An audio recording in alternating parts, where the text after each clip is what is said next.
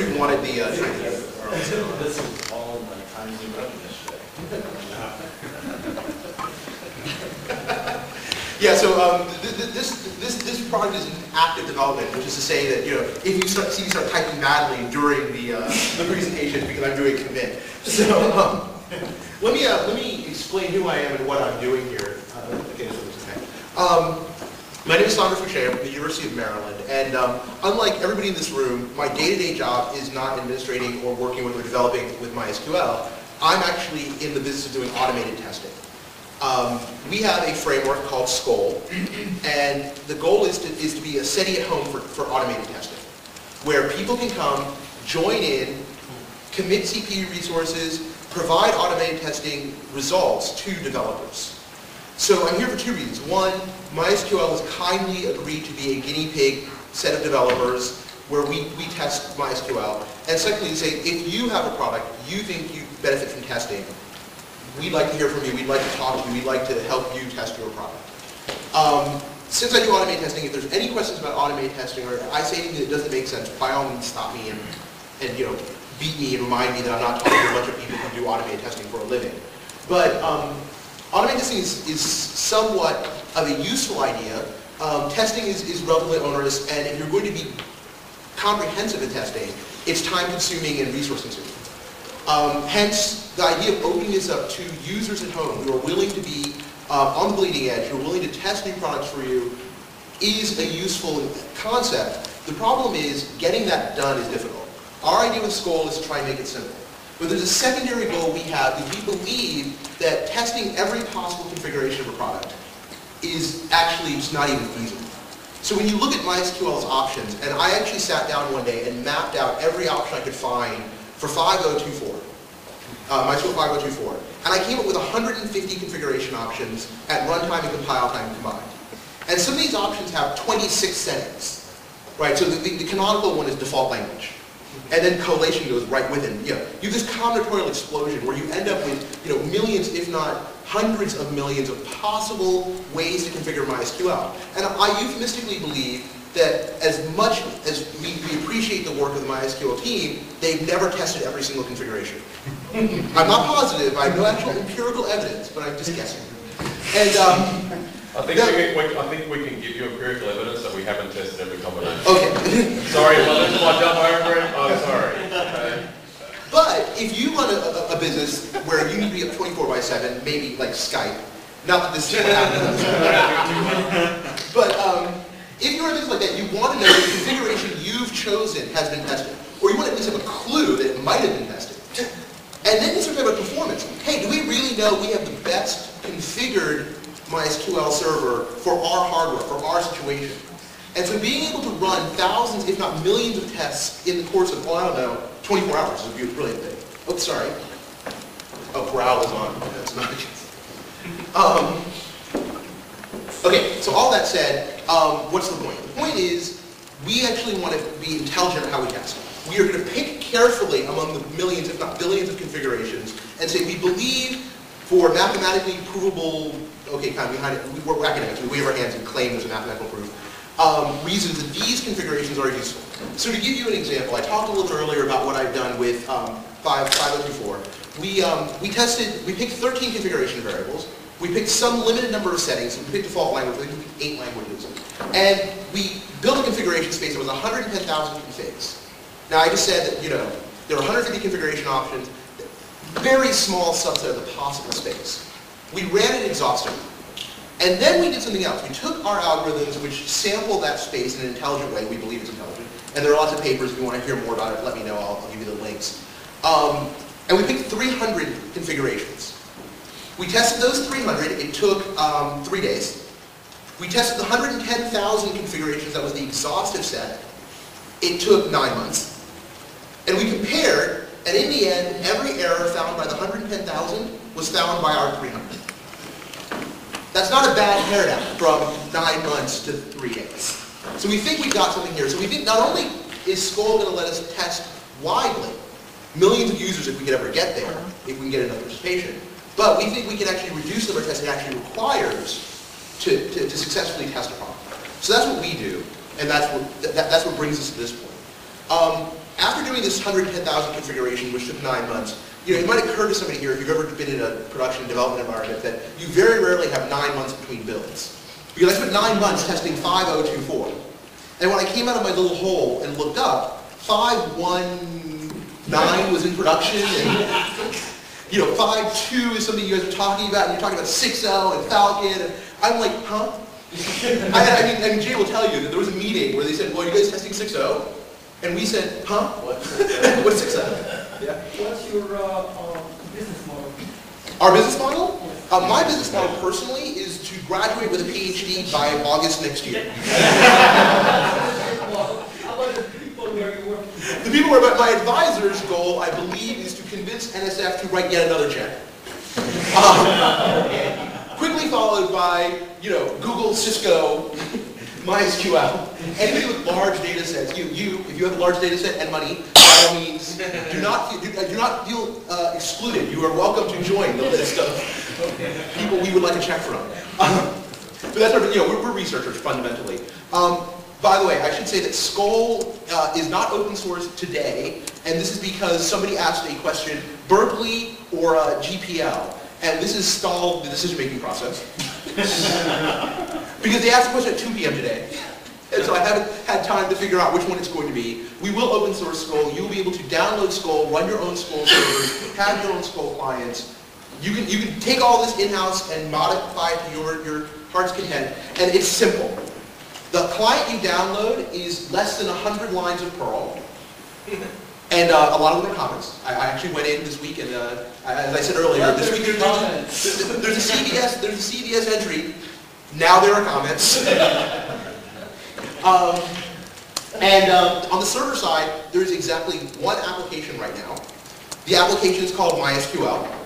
Everything runs out of a MySQL database. The clients connect to the MySQL database. They make selects and they discover what they're going to do. And the time it would take me to convert to a different product is probably on the order of an hour to 3 hours, depending on the complexity of building and compiling your product. There is no language to learn. There is nothing. You know how to compile your product. You will be able to take Skoll and use it on your product tomorrow. That's what I believe. And then, of course, you will send me bug reports and feature requests, 5 minutes later. But that's the way it is. Okay, so what are you seeing on screen? This is actually the Skoll community build page. This is where you can contribute your CPU resources to our product.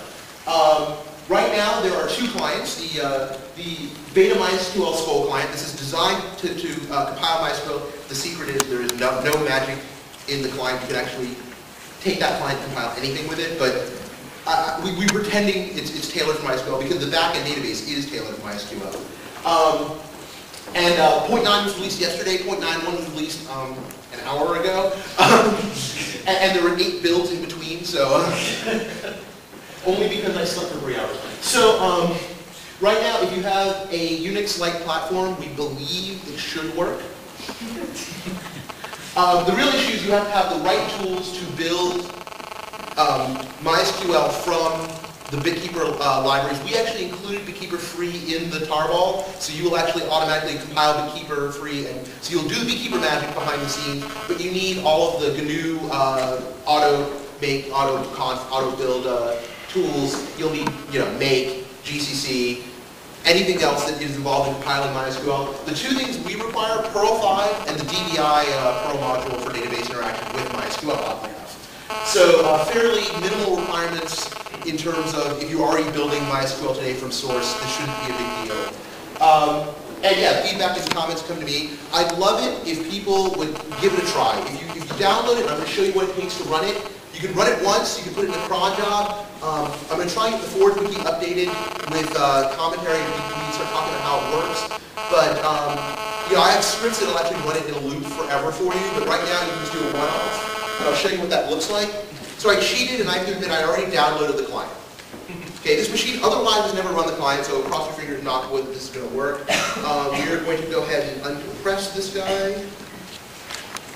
Okay, we have an uncompressed directory. Okay, so here it is. There's a README, there's a change log, there's a util directory, which I hope you never look into, and there is a start script. This machine is going to work because, well, it's my machine, but you need to make sure the Perl binary is located where I think it's located. This is the default for Linux. There are a couple directories where you can choose where the build is going to happen and where artifacts are stored. And I euphemistically believe this is all relatively simple and straightforward to do. If you want an installer, let me know and I will go off and write some bad Perl. Okay, I hit start. And oddly enough, we should compile Bitkeeper, start cloning the Bitkeeper repository, and this is going to run for, I'm going to guess, between an hour and 4 hours, depending on how successful your configuration is. If your configuration is really successful, it finishes really fast, mostly because all the tests succeed. When it fails because the tests are failing and they're timing out the maximum timeout, and each test takes a while, so it'll take up to 4 hours to run in sort of a worst-case scenario. Please give it a try. We'd like to see results. We'd like your input. Anything you'd like to see if you try it, we'd love to hear about it. So the level of testing the success of the build is relying on the level of test scope of MySQL test. Yes, and in fact, we always rely on the developer's available tests. Right. Now, with something like MySQL, there are standard SQL tests we can add to the test suite. We have it in this case mostly because we get enough errors out of MySQL tests right now that we haven't needed any new tests. Sure. So what you're saying is that if you want to extend this to do better testing, like a volume test or some type of performance test, then you need to add it into a MySQL test. You don't. We can actually run separate test commands. You can run a separate test framework. Yeah, even if you just wanted to write, if you just wrote some SQL and said, just execute this SQL. Yeah, I'm thinking of like a DB2 test or something like taking this environment and doing a performance test and being able to change certain parameters and change certain configurations and go, look, just run it across 100 permutations to see which gives us the best write performance. Right, and in fact, Skoll is completely designed for that task. Yeah. The previous project we did was Ace and Dow, which is a Corva messaging suite, where we were primarily focused on, beyond configuration values, performance, and they had a lot of performance tests. We integrated it all into the Skoll environment, and it would actually, part of the configuration space was tweaking these runtime variables.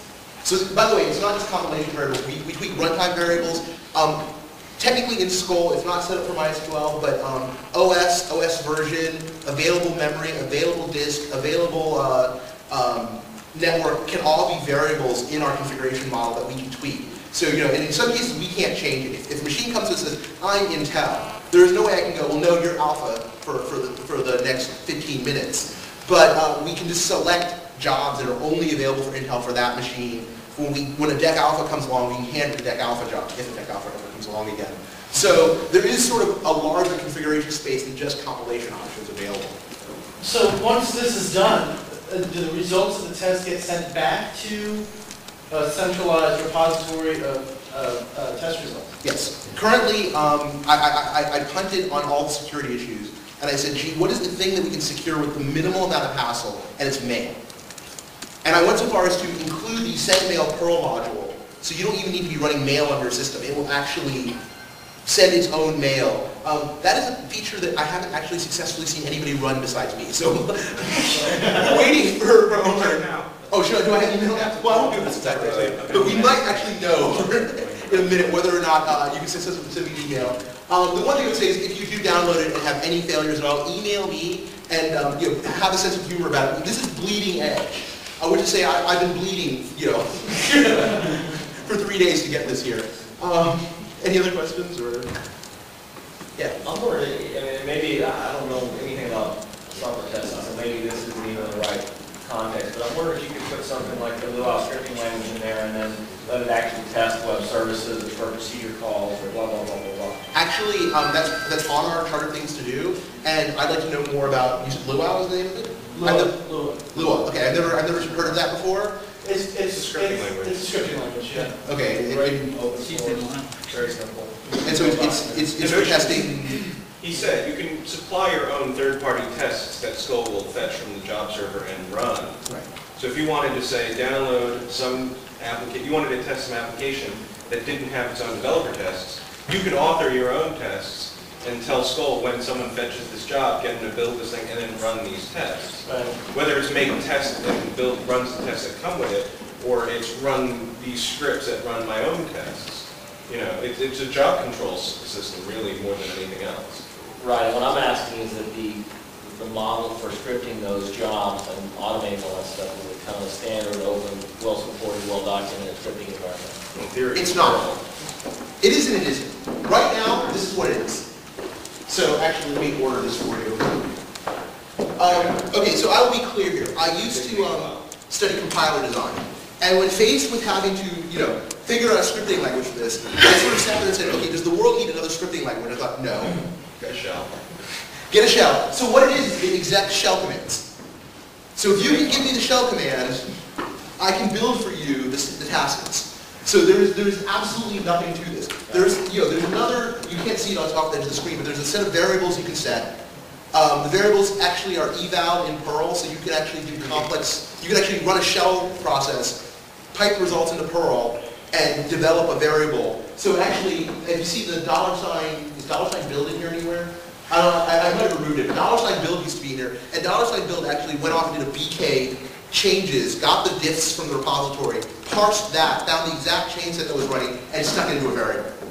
So you can do lots of stuff with this. What's missing today is conditionals. Conditionals are limited to shell conditionals that you can run on a single line. So you can build enormous lines of complicated shell command, but that's tedious and painful. I'm tempted to move to just Perl, straight Perl in this file. If you're saying there's a language called Lua that's really good, I mean, we need to look at that. But the goal was not to start fresh, and the goal was also to bring as much developer knowledge that you come in with into the project, to not make you go learn something new. So if you don't know Perl, hey, this is all shell. This is, except for the $sign variables, you're not seeing Perl here. Right? This is a very, very simple system, and it's almost too simple, and I admit that. There are some places where I want conditionals and I don't have it. And, we'll be seeing something there. So I just looked at the source quickly, and I did notice that there's a bunch of SQL calls to a database that's probably running on your system somewhere with tasks and... Well, you're looking at the database. This is actually the database that's being called. Okay. This is the live version of it. Okay. You'll note it's called skollleader.umx.umd.edu. If you came to us and said, hey, help me test my product, we would put you on Skoll Leader, give you a production environment. And right now, we can even, when you run the start client, you can specify which project you want to participate in. And you'll note that I didn't do that. And so what it did is it asked the server, what are the available projects? And it so happens there's exactly one available project right now.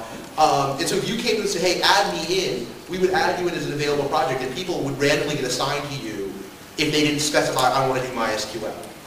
So in that sense, if you took the MySQL server, which is to say, you got a clone, a replica of this database, you got a MySQL dump for me, and you had the client that's already out there, you could make that server name in the client whatever you wanted, and then clients would connect to your MySQL server. And it's a variable at the top of the file. I don't hide it. There's no attempt to make this, you have to work with Maryland. There's absolutely no way. And can you publish the schema for database? I can. If you don't see it, if we don't get the forward key up soon, send an email to that Skoll@CS saying, hey, can you get me the schema? And, I'll be happy to oblige. Between the schema and the client, you've got the magic people. How are you managing permissions? If you're letting the client connect directly to the MySQL database. Yes. Yeah. There's a public account with no password. Huh? How does it feed the results back? The results are coming back. The results are coming back in email, and we're processing the email logs on our side with the script. So you dumps it to a file. Our file Perl processes it and dumps it back into the database. So you don't have submit to the results. Actually, right now you do. If you were running the right version of the client, which I didn't make available, you can actually publish directly to the results table. The feeling is if you really want to put corrupt results into our table, okay, fine. We're not going to stop it. And this is because we are an academic research project, and we don't think we're so important people are trying to mess up our results. I actually asked my advisor this, and that was his answer. We are not so important that we have to worry about it yet. Okay, but this is slide number 3, which we're going to try and do now. So right, after you finish breaking the websites from earlier today, feel free to put in 100% success rate for all 5.1 builds.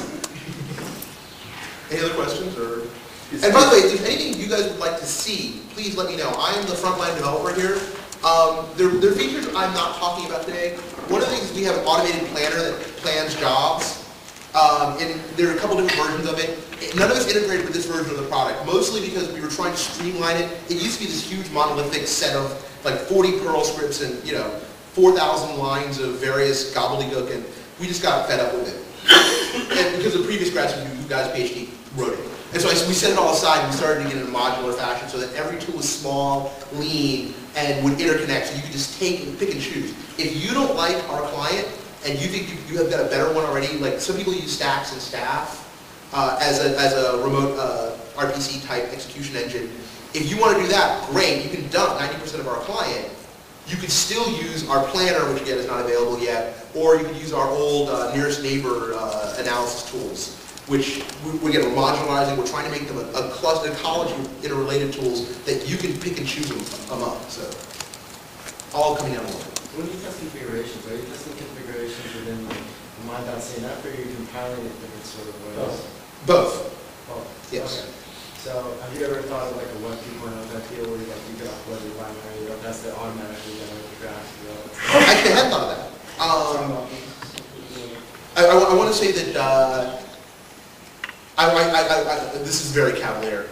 That's in the business model of one of my peers, not me. What I had thought of is a web service where actually each component is a distinct web service, and you could actually just submit jobs to the web service and get back the result. You wouldn't have to run any of it locally. I hadn't actually thought of actually a Web 2.0 type front end to the web services, but it's actually a logical extension.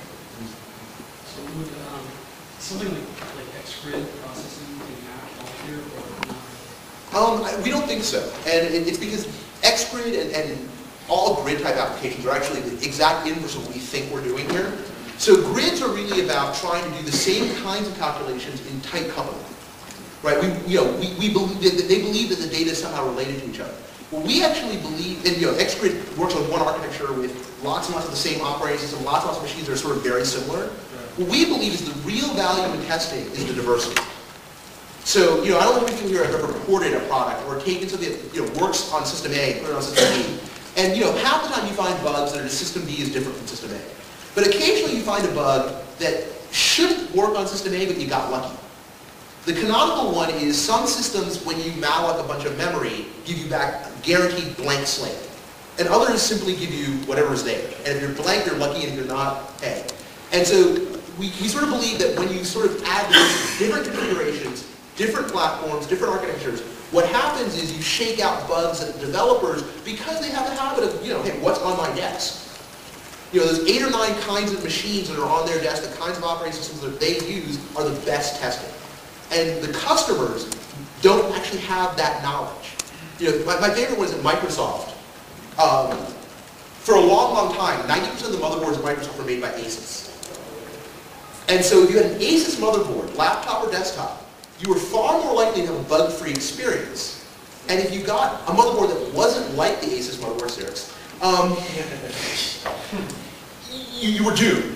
Because it was to the point where Microsoft was patching Intel stepping bugs in the CPU and ASUS firmware bugs in their code.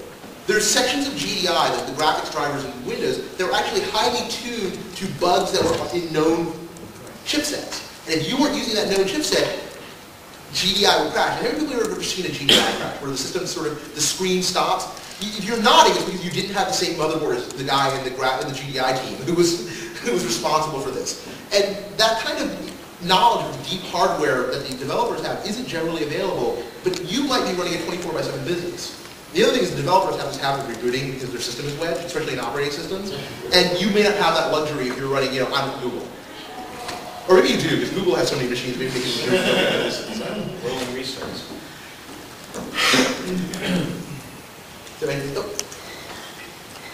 Is this testing more towards database kind of testings, or do you have more other? Do you have it for other applications like or exactly. languages? I'm sorry, I think we've all been distracted. Hey, Sandro, I want to give Paul a chance. Sure. Let me answer this question. Let me answer this question, and I'll get out of your way. Actually, simply the answer is we are not specific to databases. We are, in fact, talking now about more automated testing for databases, where we would look at the schema and compare it to an ER diagram and generate tests based on validating the ER diagram with the schema, or stored procedures and triggers. There's all kinds of things we're talking about doing now that we've started working with MySQL and starting to get our heads around databases more. We're talking about automated testing, that we would generate the test cases for you instead of depending on your test cases. But we came from, the thing we tested right before this, and God only knows I know nothing about this either, corporate messaging suites. Cisco is now in discussion with us to test, yeah, I'm allowed to say it. Cisco's in discussion with us to test Cisco embedded routers and embedded network devices in a group setting. So we'll be testing multiple components running in parallel using the same framework. And undisclosed military groups are testing undisclosed military artifacts with the same basic systems. So there is stuff happening. And it's not at all tied to just data. But thanks. Yep. Thank you.